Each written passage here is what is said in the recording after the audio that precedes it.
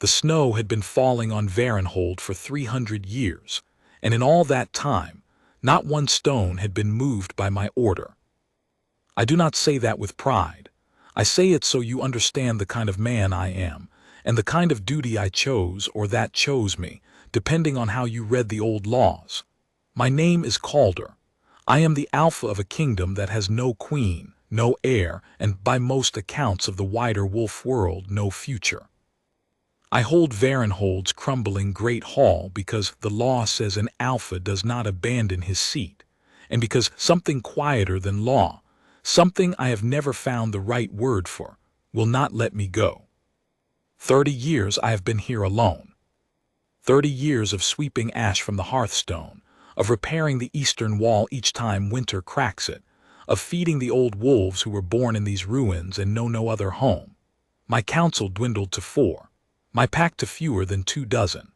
The iron seal in the center of the hall floor has not glowed since the night Queen Marin vanished, 3 centuries before I was born. I have pressed my palm to it every year on the night of the moon rite, because the law says the alpha must. Every year it answers me with nothing, cold iron and silence, and the smell of old stone. That is the life I had built.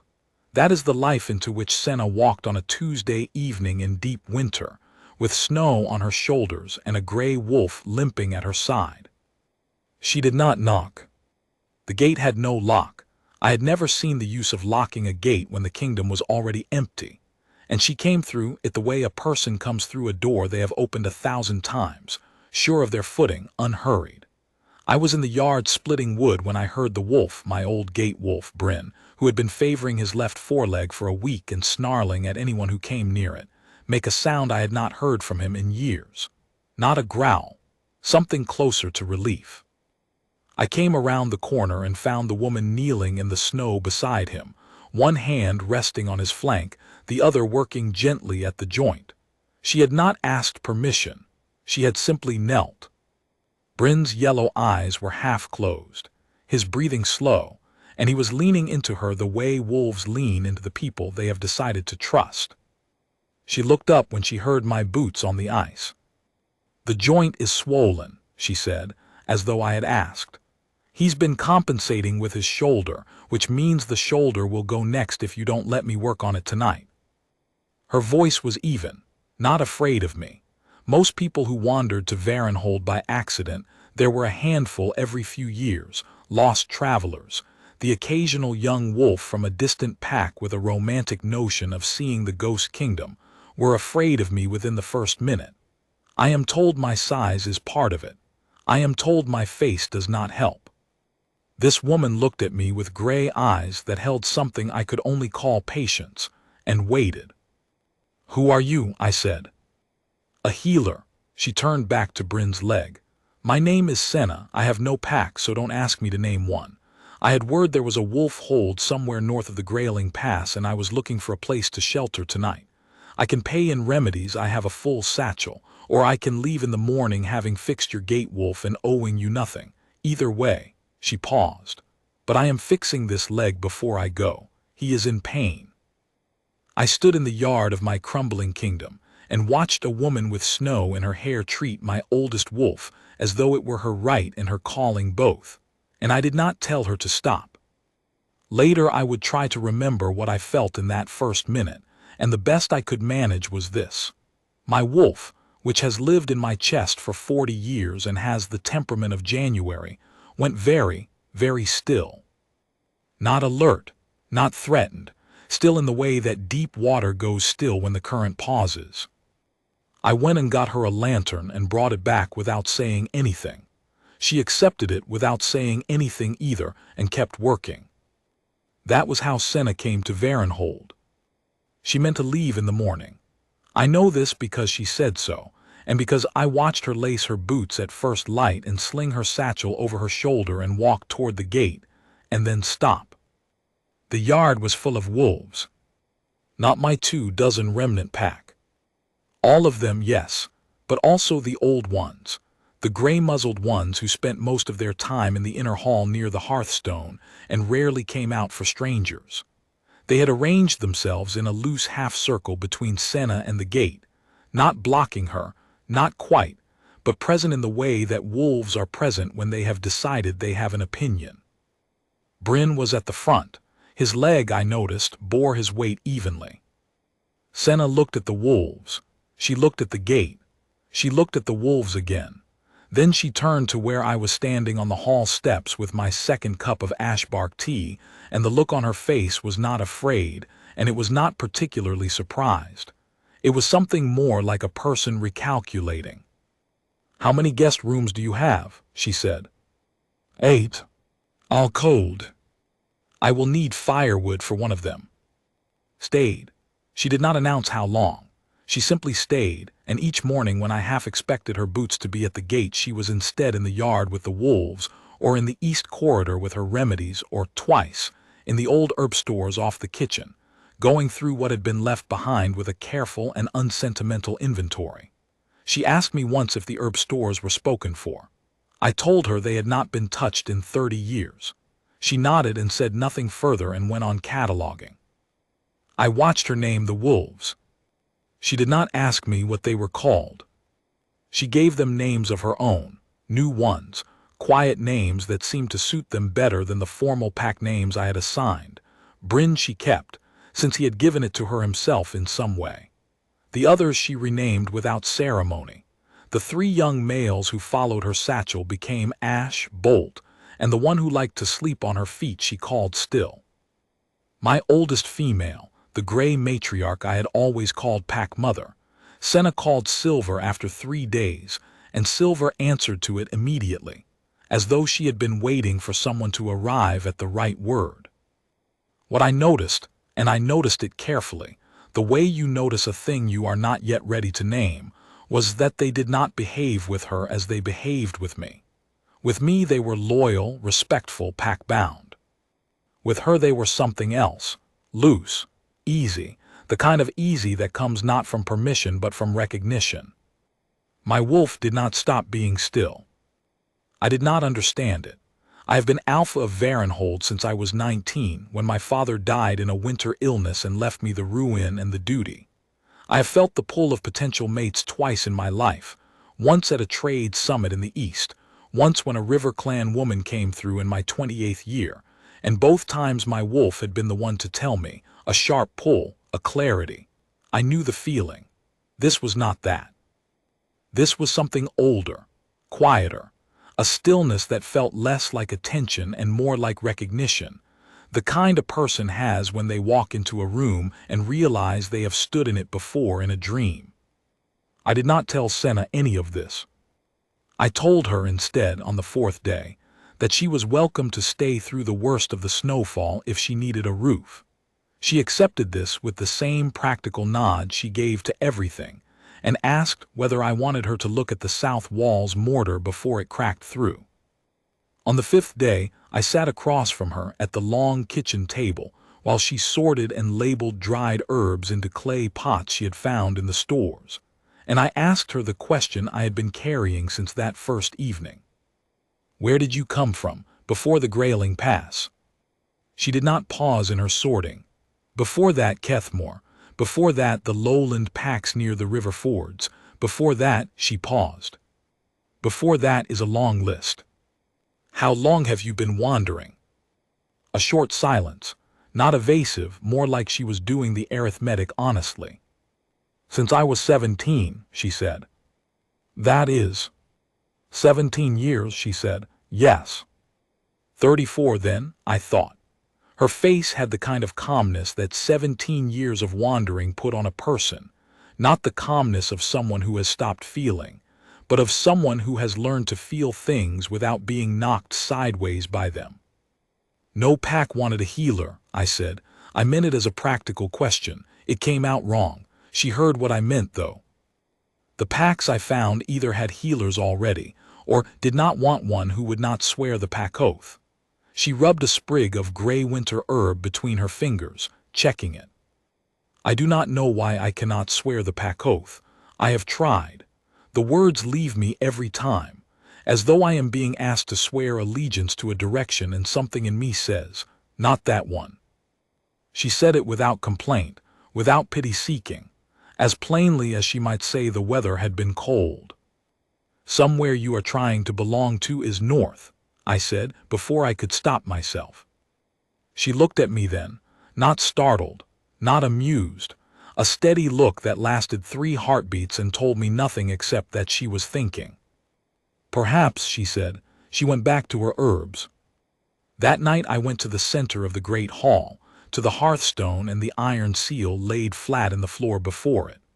The moon rite was still 3 weeks away, but I knelt there anyway, just to look. 300 years old, this seal, forged by the first queen of Varenhold, whose name the records give as Maren Vreth, who built the kingdom from a wilderness of white-barked forest and gray stone, and who ruled it for 60 years before she vanished one winter without a body, without a note, without an heir named.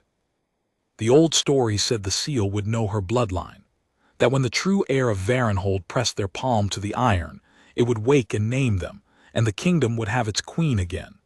Every alpha who held Varenhold after the vanishing had brought candidates, daughters of high families, women of old bloodlines, 3 separate women in 3 separate centuries who were absolutely certain they were the heir.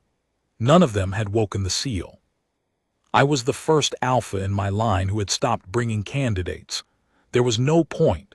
3 centuries of nothing was an answer. I laid my hand on the cold iron anyway, cold silence, the same as always. I stayed there for a while in the dark, listening to the wind move through the broken northern windows, and thought about a woman who could not swear allegiance to any direction except, apparently, north, and told myself it meant nothing. On the 7th morning, I found the markings. Senna had rolled her sleeve to the elbow to reach something on a high shelf in the herb store, and when she turned and handed the jar down to me, I saw the inside of her left wrist. A line of markings, fine as thread, silver-toned against her skin. Not a wound, not a burn, a birthmark, shaped in a way that was not random. I know the signs of old bloodlines. Every alpha does. We are taught them at 12. A long dry study of which markings belong to which ancient families, which kingdoms, which founding lines. Most of it sits in my memory like old furniture, present, unneeded, occasionally dusted. One pattern I had memorized not because I expected to use it, but because it was the one that mattered to Varenhold. The founding line mark of Queen Maren Vreth, a triple thread, thin as winter grass, that wound in a specific curve up the inner wrist. I looked at the markings on Senna's wrist. I looked at them for 2 seconds too long. She noticed. "I was born with them," she said, matter of fact, pulling her sleeve down. "My mother's mother had them too, I was told. I never knew where we came from. My family did not talk about it. By the time I thought to ask, there was no one left to answer." "Senna," I said. "It is just a birthmark," she said, and picked up her satchel and walked out of the herb store into the yard. I stood in the cold room for a long time holding the jar she had handed me. I did not follow her. I did not know, yet, what I would say. That afternoon I went to the old records room, a dusty chamber off the south corridor that I visited twice a year to check for rot and otherwise left alone, and found the genealogy scrolls. They were in poor condition, the oldest ones, but they were readable. I unrolled the founding line record and found the illustration I had looked at perhaps twice in 30 years. The founding mark of the Vreth bloodline, rendered in fine ink by some patient hand 3 centuries past. Triple thread, thin as winter grass, curving up the inner wrist. I sat at the records table for a very long time. The moon rite came on the 15th night of Senna's stay. It was, in Varenhold, a small ceremony, had always been small since the queen's vanishing, since most of what required a full rite needed a queen to complete it. What I performed was the remnant of it. I called the council, all 4 of them, into the great hall. I lit the hearth fire. I read the old words from the records, the ones that said, "We hold this hall, and we hold this flame, and we wait." And then I pressed my palm to the iron seal, as my father's had, and it answered with cold and silence as it always had, and we went to the kitchen and drank ashbark tea and went to bed. That was what should have happened. What happened instead began with the wolves. An hour before the rite, every wolf in Varenhold, my 24 pack, the old grey muzzles who barely moved these days, Bryn, Silver, Ash, Bolt, Still, and all the others, left whatever corner of the hold they had been sleeping in and assembled in the great hall, in silence, in a ring around the hearthstone and the iron seal. I had never seen this before. I had read of it once in the oldest records. When the heir comes near, the pack remembers before the heir does. I stood at the hall door and watched the wolves settle into their ring, and then I went to find Senna. She was in her room, sitting by the small fire she had built against the cold, reading one of the old herbalist's journals she had found in the stores. She looked up when I knocked. "The rite is tonight," I said. "I know. I thought I would stay out of the way. I would like you to come." She looked at me steadily for a moment. In 15 days I had learned that Senna's steadiness was not blankness. It was attention, the careful kind, the kind that healers develop because they cannot afford to miss what a body is telling them. She looked at me now the way she looked at a wolf whose breathing was slightly wrong, gathering information. "Why?" she said. "I am not certain," I said honestly. "But the wolves are in the hall, and they have never done that for a rite before, and Senna, I need to show you something, before the ceremony. Will you come?" A pause. Then she folded the journal, set it on the chair, and stood. She followed me without another question, which was, I was coming to understand, entirely characteristic of her. She asked questions when she had them and did not manufacture them for conversation's sake, and when she had decided to trust a thing, she trusted it cleanly. I led her to the records room. I had left the genealogy scroll open on the table. I stood back and let her look. She stood over the table for a long time. She did not say anything immediately. I watched her look at the illustration, and then very slowly pull back her left sleeve and look at her own wrist, and then back at the scroll. She did this twice. "This is the founding line mark," she said. "Of the Vreth bloodline, Queen Marin's line, the first queen of Varenhold. I was not born in Varenhold. No, but if the line scattered, if someone left, or was sent away, or fled 3 centuries ago, the mark would carry regardless of where the descendants were born." "You are saying—" "I'm not saying anything yet," I said carefully. "I am showing you a record and asking you to come and stand in the hall tonight. That is all I am asking." She looked at the scroll for another moment, then she looked at me. "The seal in the floor," she said. "Yes. It has never woken. Not in 300 years. A very long pause. The fire in the records room hearth popped and sent a small spray of sparks into the ash. Senna pulled her sleeve back down, smoothing it flat with the habit of someone who had learned not to let that wrist catch attention. "All right," she said, "I will come." The council arrived as the snow began again, 4 old wolves in their formal furs, men I had known for decades, who had stayed with Varenhold's ruin for reasons that were their own, and that I had never pressed them on. Aldrich, who was the eldest, whose beard had gone white in my father's time. Pren and Call, brothers, who had been pack hunters once and now kept the eastern stores. Wise, who handled what remained of the hold's small correspondence with the outside world. They came in and saw the wolves in their ring, and went very still themselves. "What is this?" Aldrich said. "The wolves assembled an hour ago," I told him. "I did not call them." The 4 men looked at the ring of wolves, and then at the iron seal in the hearthstone, and then, all 4 of them, at Senna, who stood to my left in her plain healer's coat with her satchel still on her shoulder, because she had simply not thought to leave it behind. "Who is this woman?" Pren said. "A healer who has been staying with us for a fortnight," I said. "Her name is Senna." I did not say the rest yet.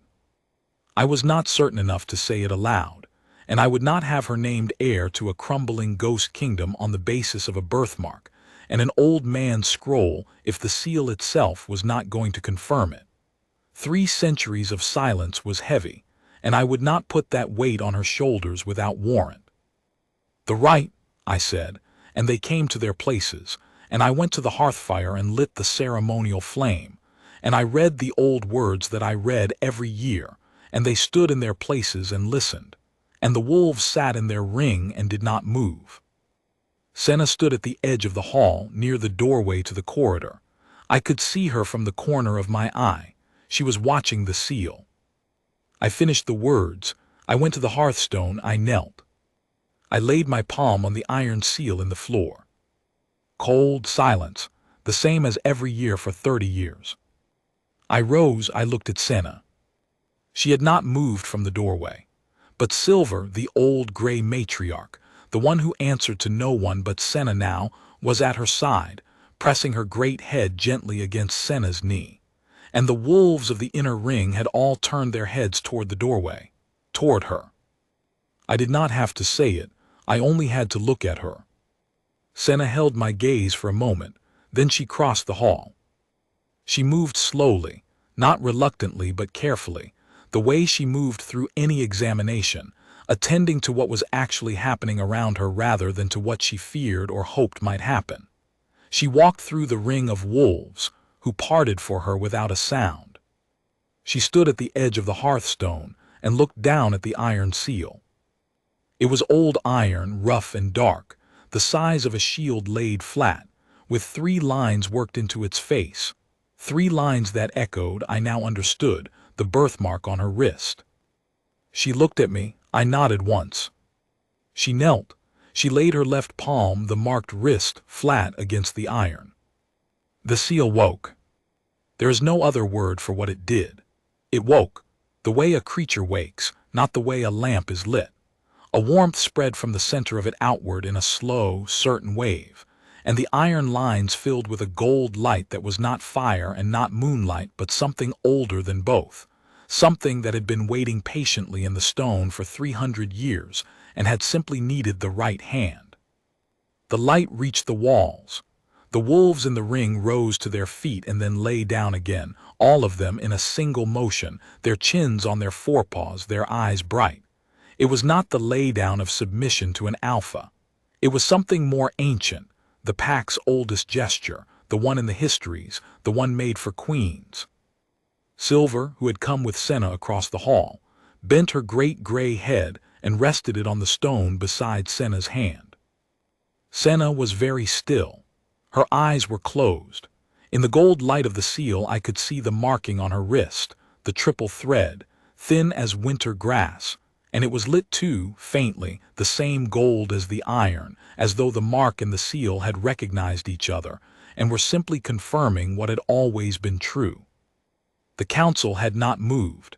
I heard Aldrich make a sound, not a word, something before words, something a man makes when 30 years of waiting ends. I went to my knee. I had not planned it. It was not an act of ceremony, or not only. It was what happened when everything I had been holding for 30 years, the ruin, the cold rite, the press of a palm to silent iron, the word we hold this hall and we wait, suddenly resolved into the answer it had always been pointing toward.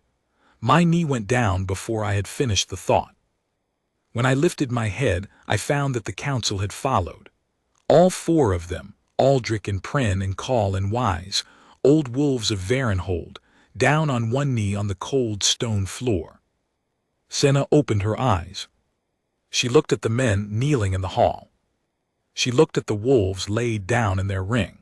She looked at the gold light still moving quietly in the iron lines of the seal. Then she looked at me. There are things I said to her in those first minutes that I will not recount, not because they were not true, but because they were too close to the quick to repeat. The way certain important conversations happen in a key that is only meant for the people in the room. What I can tell you is what I told her plainly, on my knee, in a voice I kept steady by an act of will. I told her what the seal meant. I told her what the mark on her wrist meant, as best I understood it, that somewhere in her family's history, 3 centuries back, A member of Varenhold's founding line had left or been separated from the kingdom, and that the bloodline had traveled for 300 years in people who did not know what they carried, until it arrived in her. I told her that no one had the right to call her queen who she did not choose to be queen, that the seal's waking was a recognition, not a command, that she could stand up and walk out of Varenhold in the morning and I would not stop her and she would owe nothing. She listened to all of this without interrupting. She looked at me for a long time after I finished. "You have kept this hall for 30 years, she said. "Yes. Alone. The council stayed, the pack stayed. But you held it. You kept the fire and the right and the walls." Her eyes moved around the hall at the hearthstone, the high cold windows, the cracked ceiling that I had patched with what I had 3 different winters and not patched with what it needed because what it needed required a queen's seal to unlock the old treasury, and I had not had that. 30 years, she said again, very quietly.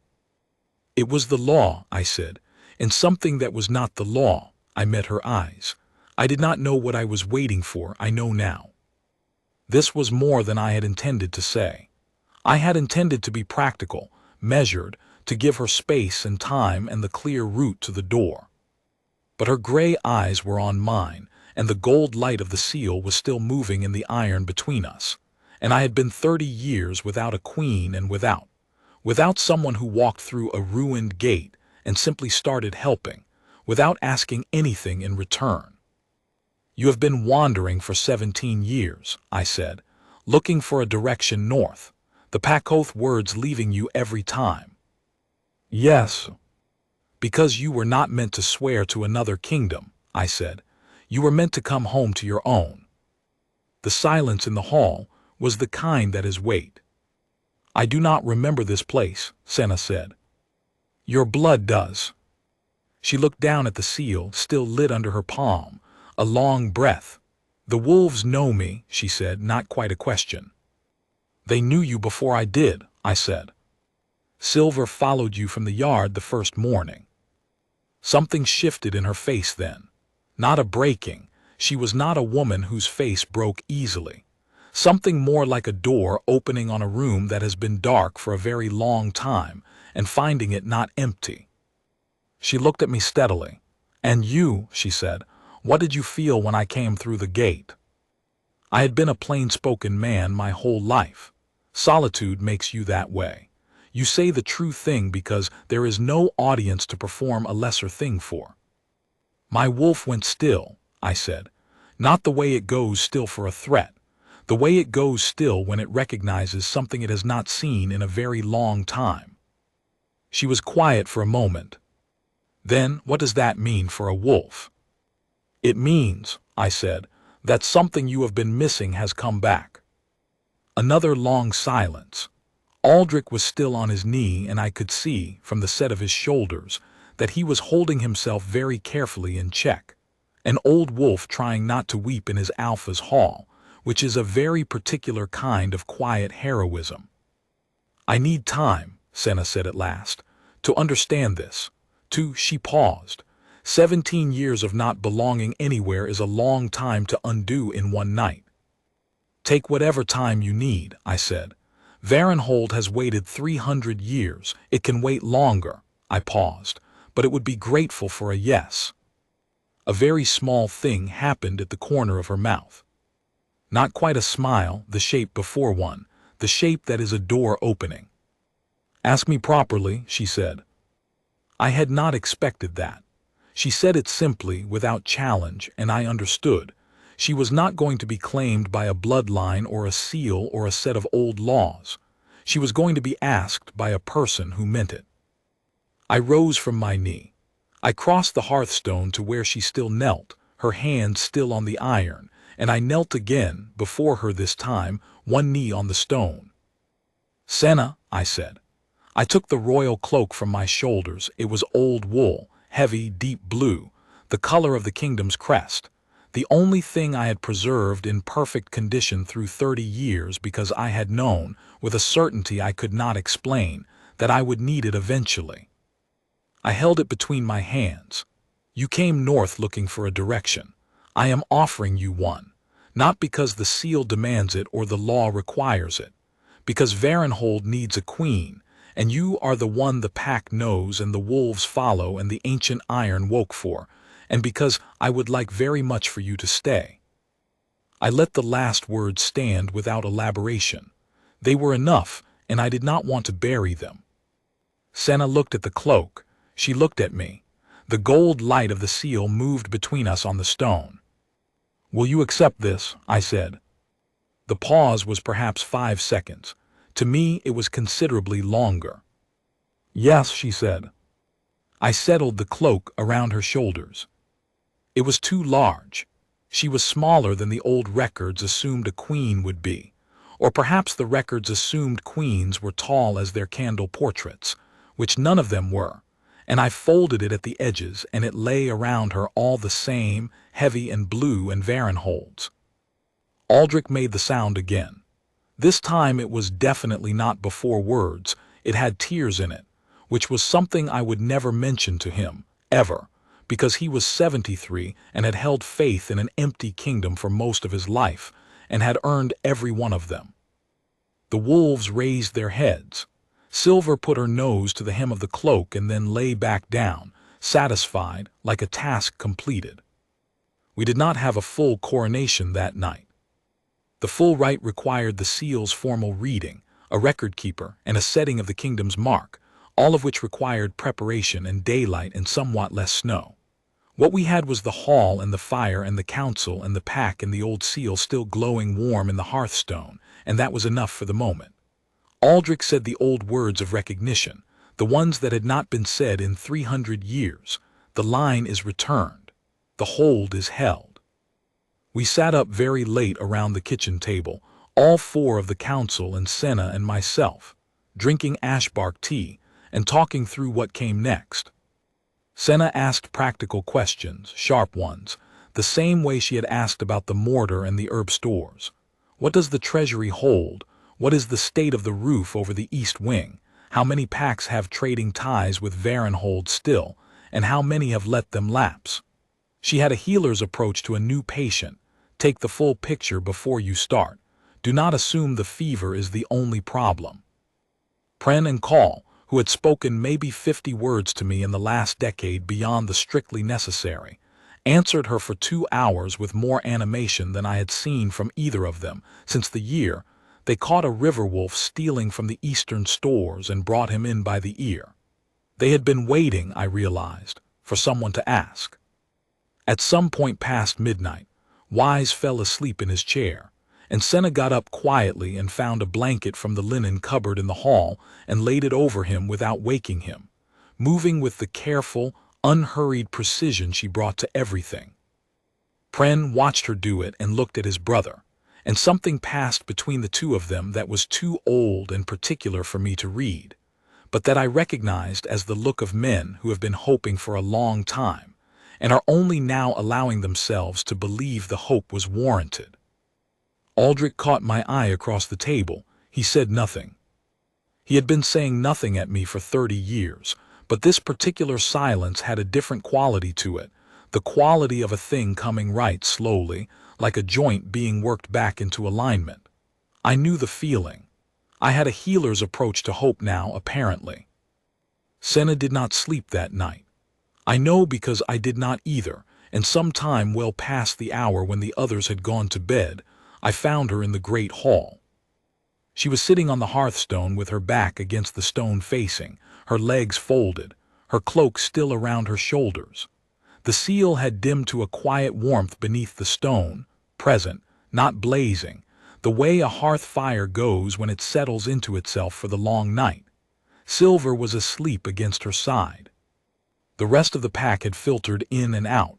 A few still lay in the ring, close but not pressing. I sat down on the stone across the hearthfire from her. "Can't sleep," I said. "No," she said, "too much to think about." "Good thoughts or troubling ones?" She considered this, both, tangled together, a pause. 17 years is a long time to belong nowhere. I had learned to be all right with it, comfortable even in a particular way. She looked at the seal under her hand, its quiet warmth. This is large. It will take some time to become comfortable in a different way. Take the time, I said. Varenhold is not going anywhere.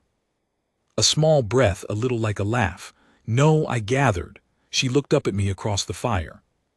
You held this hall alone for 30 years. I did. That is also large, she said. I looked at the fire. I did not think of it that way at the time. There was a law and a duty and something under both of those, something I could not name. I thought it was stubbornness. Maybe it was both, she said. Maybe, I agreed. The two are not always distinguishable. Another silence, the comfortable kind, the kind that settles naturally between people who do not manufacture conversation, which was already, I understood, one of the things we had in common. Calder, she said. I looked at her. The mark on my wrist, she said. I have had it my whole life and never known what it meant. My grandmother had it and never spoke of it, and my mother had it and told me it was just a family mark, nothing more. All my life, every time I tried to swear a pack oath, the words left me and I thought there was something wrong with me, something missing. She looked down at her wrist. There was nothing missing. There was something here all along that I did not have the right word for. Your blood knew its direction, I said. North, she said quietly. North, I said. She was quiet for a moment. Then she said, Your wolf went still. 30 years of pressing your hand to cold iron, and it went still when I walked through the gate. Yes. Do you know what that means, in the old ways? I did. I was almost certain she did too, from the tone of the question, asking not because she did not know, but because some things need to be said aloud by the right person. It means the mate bond recognized you, I said. Before I did, before the seal did, the wolf knows first. She looked at me steadily across the hearthfire. Silver's breathing was slow and even against her side. You said nothing, she said, for 15 days. You had just arrived, I said. You did not know any of this yet. You needed time. You could have told me what you felt. You were not ready to hear it, and I was not certain enough to say it without the seal's word. I paused. I am a careful man. Yes, she said. I noticed. A pause. I am a careful woman. I noticed, I said. We looked at each other across the quiet fire, and the seal glowed its steady warmth in the stone between us. And Silver slept, and somewhere in the corridor Bryn made the low sound he made when he was dreaming. I am also not going anywhere, she said. I want you to know that. When I say yes, I mean it. I am not a woman who says a thing and then reconsiders. I know, I said. You told me on the first night that you were fixing the wolf's leg before you left, and you have not left. The thing at the corner of her mouth, the shape before a smile, arrived properly this time. It was a quiet smile, unhurried, the kind that comes from a person who has not had many reasons to smile, and therefore does not waste them on things that don't warrant them. I thought, watching it, that I would spend a considerable amount of time in the years ahead doing what I had already apparently been doing for 15 days without knowing it, finding the small things that brought it to her face. I should sleep, she said. Tomorrow there is apparently a great deal of kingdom to tend to. There is, I said. The east wing roof alone is a project. We will start there then, she said. We, she said, without emphasis, easily the way she walked through a gate she knew. She rose, Silver shifting sleepily, and gathered the blue cloak around her, and crossed the hall toward the corridor. At the doorway she paused. Calder, she said. Yes. Thank you for not telling me what the mark meant, she said, not immediately. For letting me come to the seal myself. I had not thought of it as a gift at the time. I had thought of it as the minimum decency of not pinning a woman to a destiny she had not yet been offered the chance to choose. But I accepted it. Thank you for choosing to stay, I said. She nodded once, then she went. I sat by the hearthfire for a while longer, listening to the wind outside and the slow breathing of the wolves in their ring. The seal had settled into its quiet warmth. In 30 years of pressing my palm to cold iron, I had never imagined it like this, not blazing, not dramatic, just warm, the way a hold is warm when someone who belongs in it is finally home. I laid my hand flat on the stone, not on the seal, just on the ordinary stone beside it. It was the first time in 30 years that the hall had felt like more than a duty held against the cold. It was the first time it had felt like a place someone might return to. The formal coronation was 3 weeks later.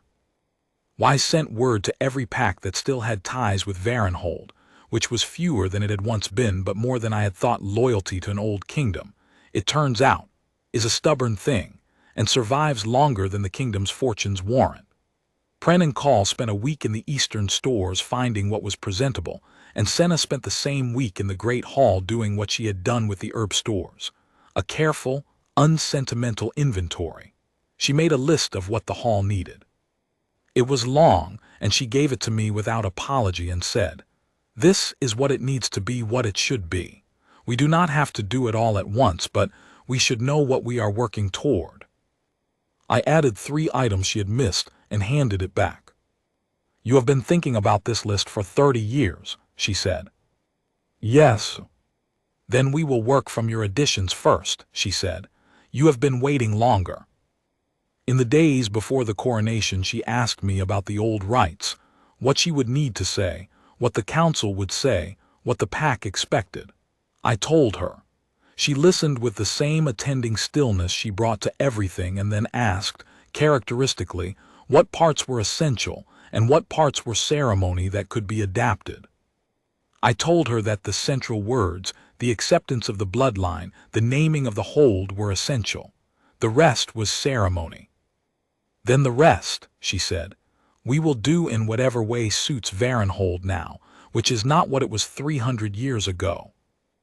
Aldrich, when I told him this, was briefly scandalized and then, upon reflection, said that she was correct and that he would prepare the adjusted rite.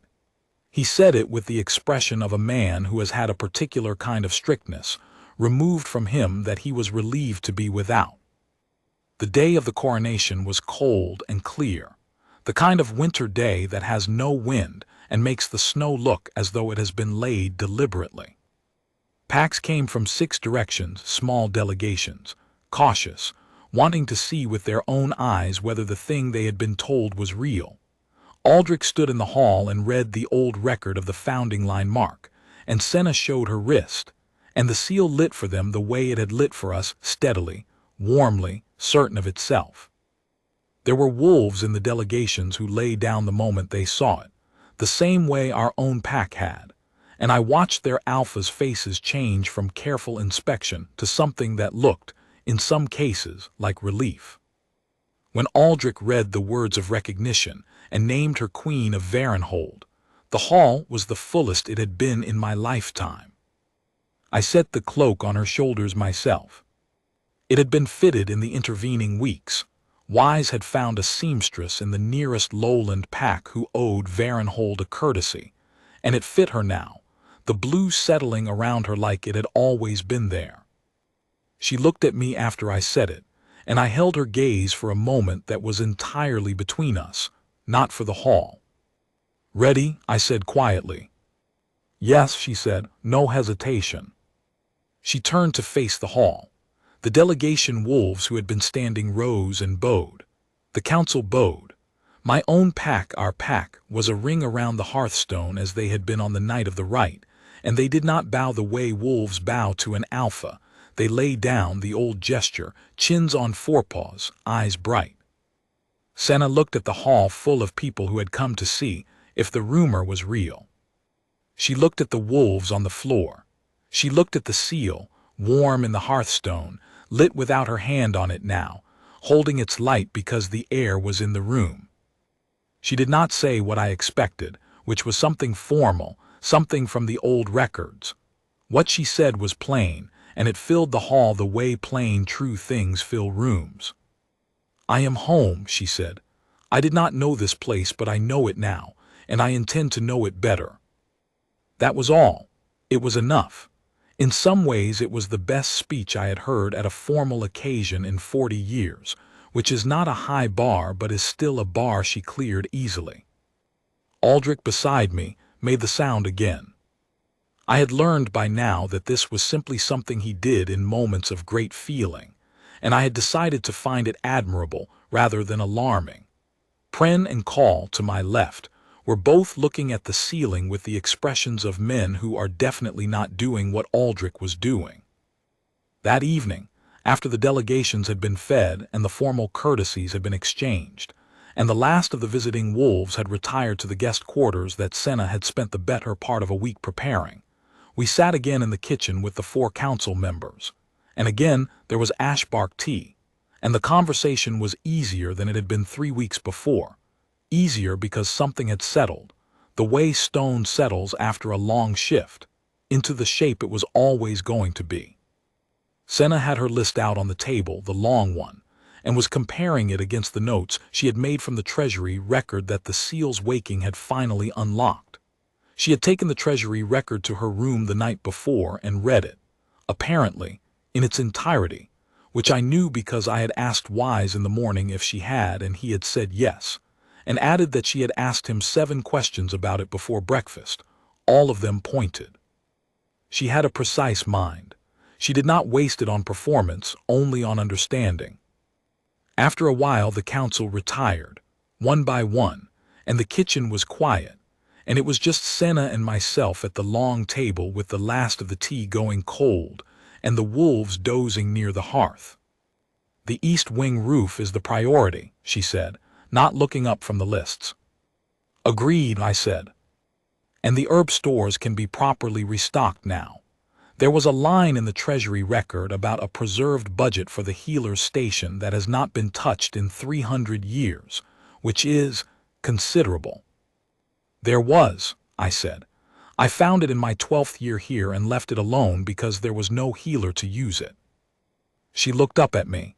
"You left it alone for 30 years. It was not mine to use." A pause. "That is a very particular kind of faith," she said. "Or stubbornness," I said. "As we established." She looked at me for a moment with those gray eyes that caught light the same way still water catches it, and something moved in her face that was related to the small smile but quieter and more certain. "I would like to plant the south courtyard with frost herbs in the spring," she said, "if the soil is workable." "I will show you the soil," I said.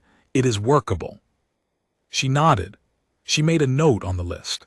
Then she folded the list and put it away, and she looked at the hearth, and I looked at it too, and we sat in the quiet kitchen of Varenhold's great hall while the hold settled into the night around us. "Calder," she said. "Yes.